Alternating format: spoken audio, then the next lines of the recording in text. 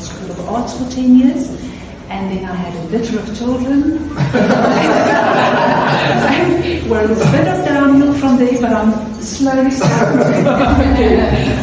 Anyway, yes, I think people sometimes ask me, when did you know? When did you know art? It's just always, I've got two passions in life, excluding for my husband. Two passions in life. My first memory of art, my first passion is art. And not just art, sculpture.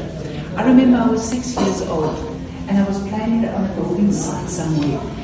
And one of the builders came with a bucket full of cement with which he'd been plastering the wall. And he came to discard it on the heap that I was playing on. And I said to him, can I have that? And he said, of course you can. And he took it out for me. And he put it down like this. And I sat there and I made my very first sculpture. I will never in my life forget. I looked at that little heap of cement and I thought, how precious. I couldn't believe that he gave it to me. Now that kind of excitement still stays with me today. When I work with clay, or when I work with whatever medium it is, but mostly clay, and I know I can sculpt, that's it. That's that feeling. Anyway, so my second passion is storytelling. Now, what do you need to tell a good story? You get what we call a natural storyteller. That is someone that can keep you hanging on their lips and take you on journeys for hours without you losing interest, having you sit on the edge of your seat. And then you have storytellers. You know? What is the recipe for telling a story? First of all, you need three things. The first thing you need is a plot. You need a story. These things either come through your imagination, if you're a very creative person, or through life experiences, and you accumulate stories. The second thing you need is an audience. Okay, without an audience, the story just goes into the universe. The third thing you need are words. Now, words are abstract. If you weave a story with words, you're weaving something abstract. And then what you do is you're creating something virtual and taking it over into something concrete in somebody's minds. Words are incredibly important. Now, when you take these three factors and you put them together to create your story,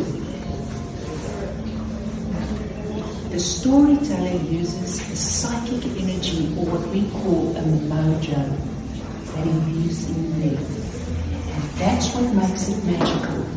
So what I do is, I've got an audience. Thank you. I've got a story. I'll run you through just two or three pieces and tell you their narrative or their story behind it. And the last thing is, I've got words. My words consist of a vocabulary of pictorial. I speak bronze. I speak clay. When I ask you, if I had to ask you to describe this lady for me, if I had to ask you to describe this for me in your home language, would you battle? I'm blindfolded. I can't see what you're talking about. Would you battle? No, you won't, because you've got the vocabulary. If I had to ask you, describe this woman for me in French, how would you fare? How would you fare?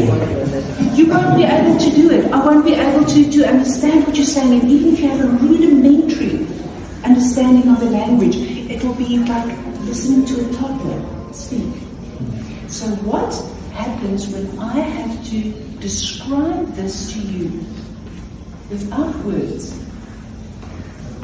but with clay?